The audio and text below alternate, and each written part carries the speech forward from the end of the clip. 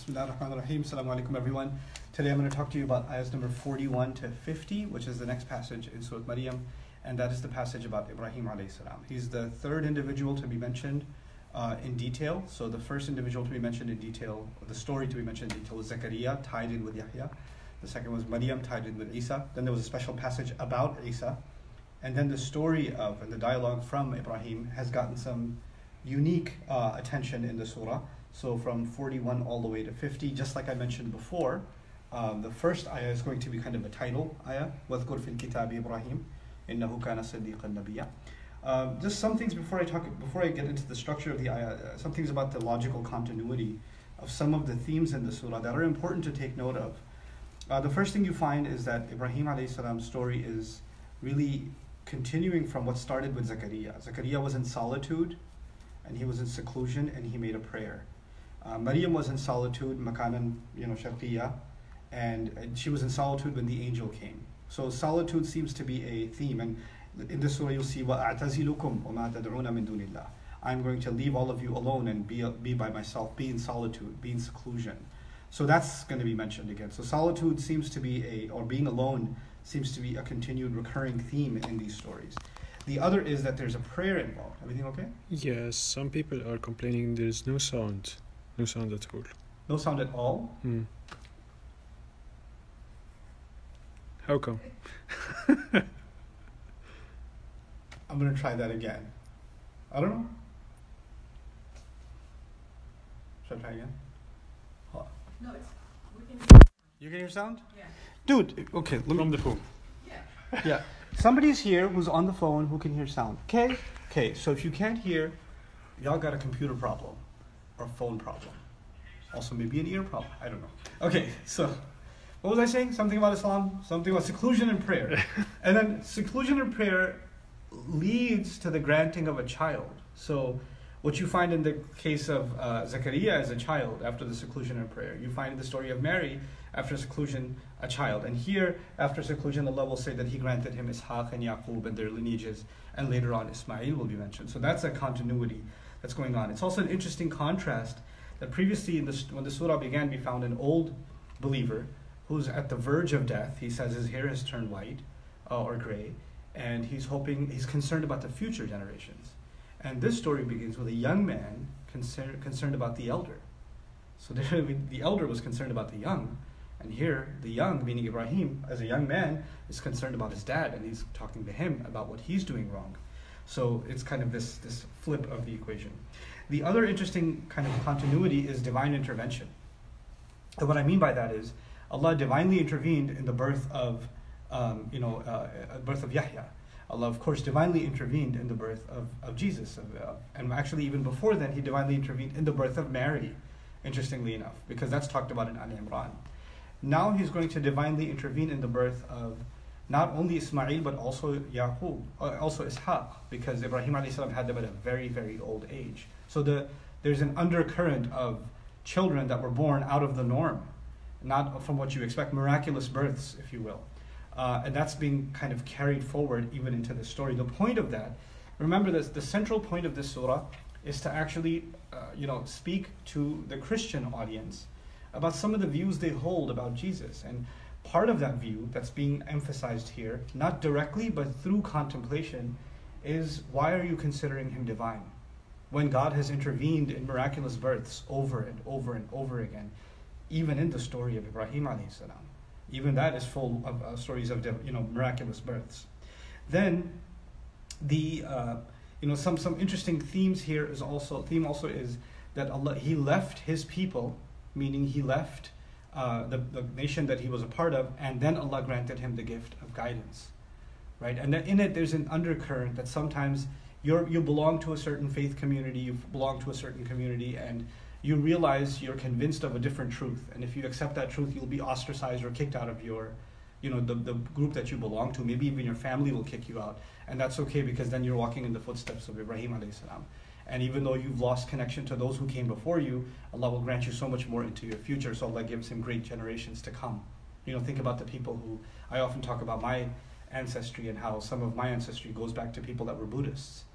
And some guy at some point became Muslim, or some lady became Muslim, And they decided that they must have been ostracized by their family and their community when they held on to Islam. And as a result of that, today I was raised by my parents as a Muslim, right? And I have the opportunity to raise my children as Muslims. So Allah grants faith to the future generations, but somebody has to take a leap of faith in order to do that.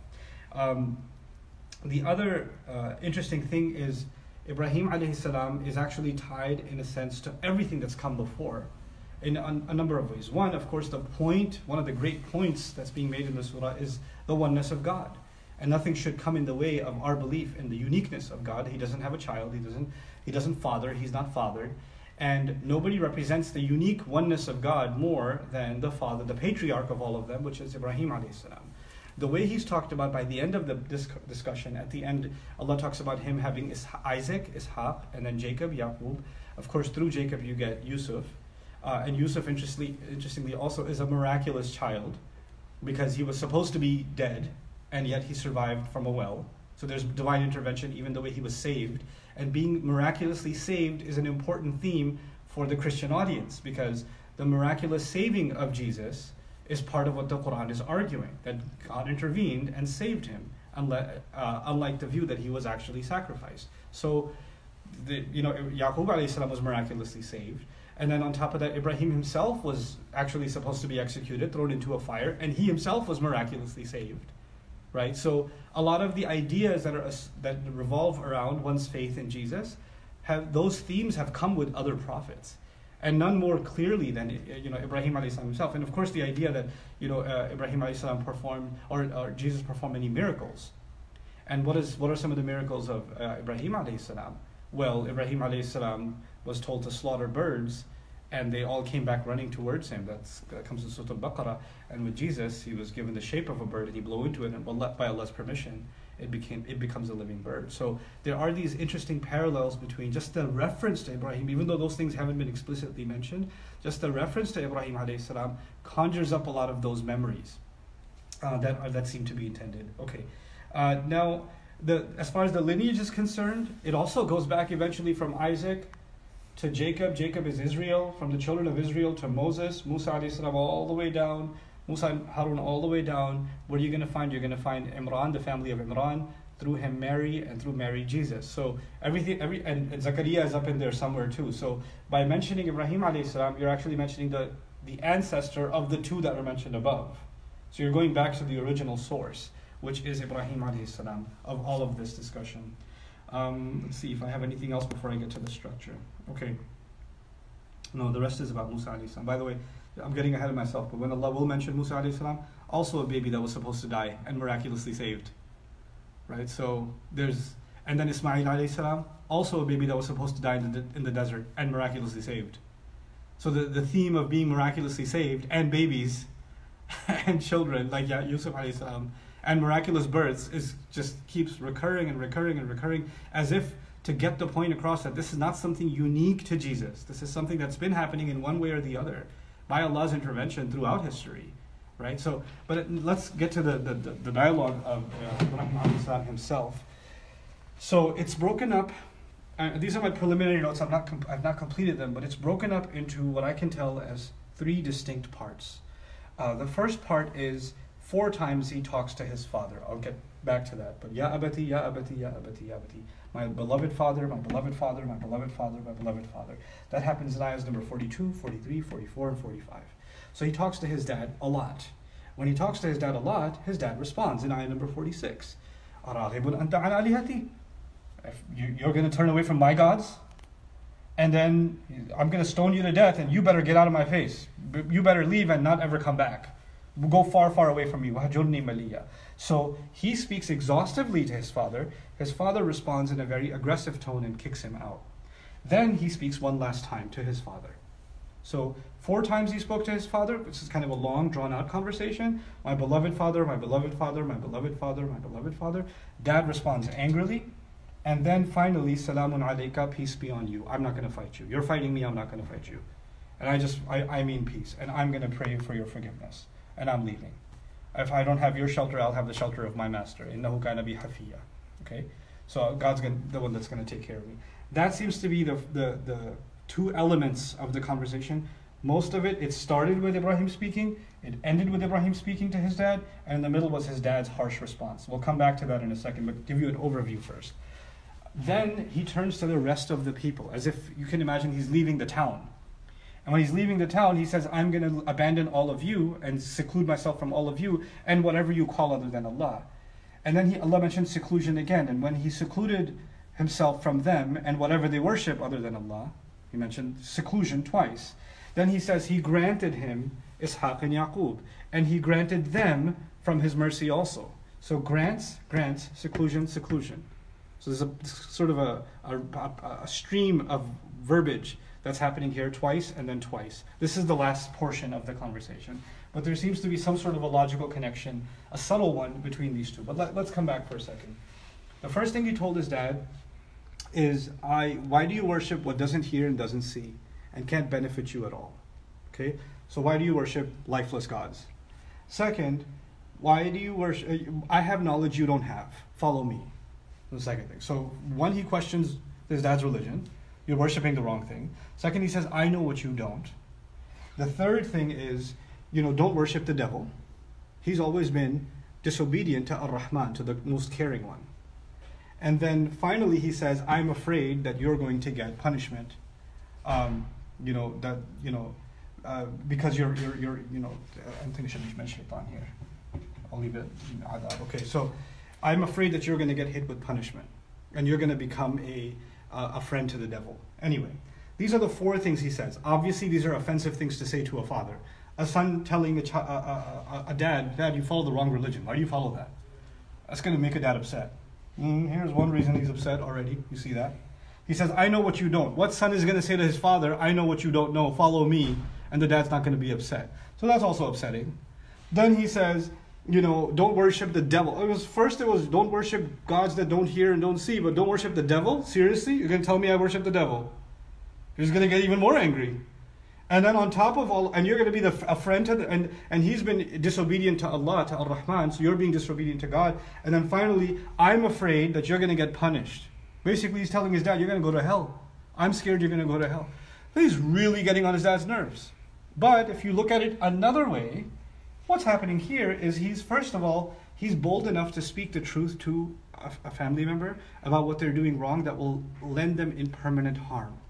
And the first thing he does is try to reason with him. How can you worship something that doesn't hear and doesn't see? Why are you doing that? And he doesn't get a reasonable response. And he says, you are not able to provide me with a reasonable response, but I have reason that you don't have. I have knowledge that you don't have. Just hear me out. Just pay attention, just listen to me. I can show you something better. So you could read this as an offensive thing, but this is actually a caring thing.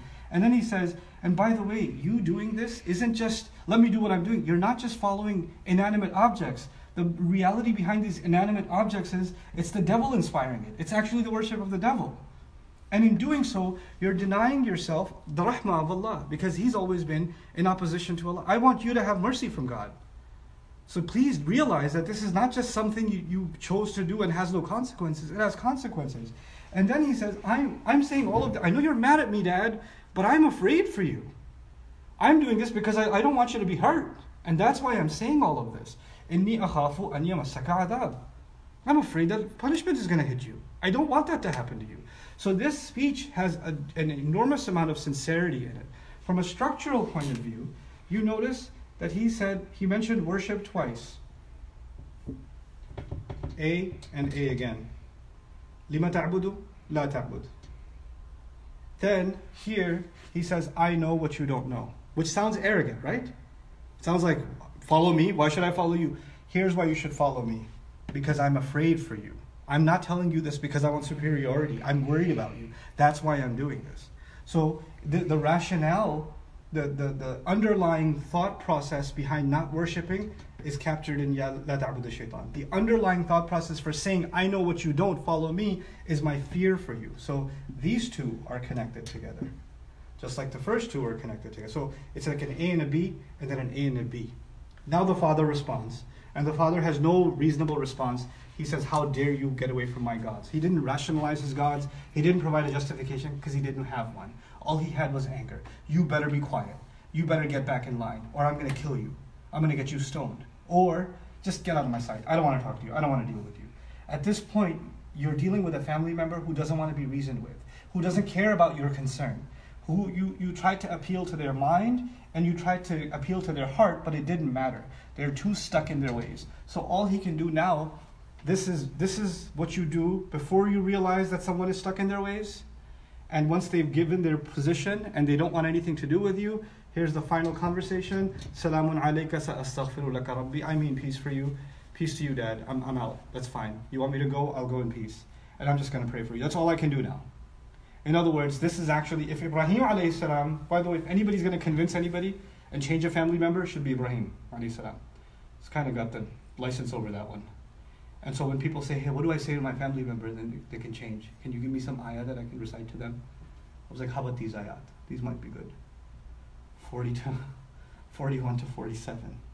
Because we don't change people. We can't control how they're going to be. But what you can do, if they've become aggressive towards you and want nothing to do with you, then the only thing you can do is wish peace for them and part peacefully and just pray for them that Allah may forgive them, that they may find guidance. Now, we'll come to the next part. Because the father has abandoned and basically the father has disowned him, he's got nowhere left to go. And now that he has nowhere left to go, he speaks to everybody else. I'm leaving all of you too. I've got nowhere left to. And this is actually a parallel for, the attempted, the way Jesus was ostracized, the way Mary was ostracized. She was kicked out, essentially, in a way. And then Rasulullah sallallahu alaihi wasallam, our messenger ﷺ, is reliving that because he's been kicked out of Makkah. And now he's been kicked out by his father. So our messenger is reliving his legacy. So I'm going to leave you in whatever you worship besides Allah. And when he finally did, and his complete solitude, then what does Allah do? By the way, that theme that I mentioned before, solitude is followed by the granting of children. Allah says He granted him Ishaq and Yaqub. Look at that. He lost a father, a connection to a father, and Allah granted him connection of children. And he granted him future generations. And He mentioned the giving not just to Ishaq and Yaqub, but then He mentioned He gave them also, meaning He gave them offspring also. So Yaqub got Yusuf.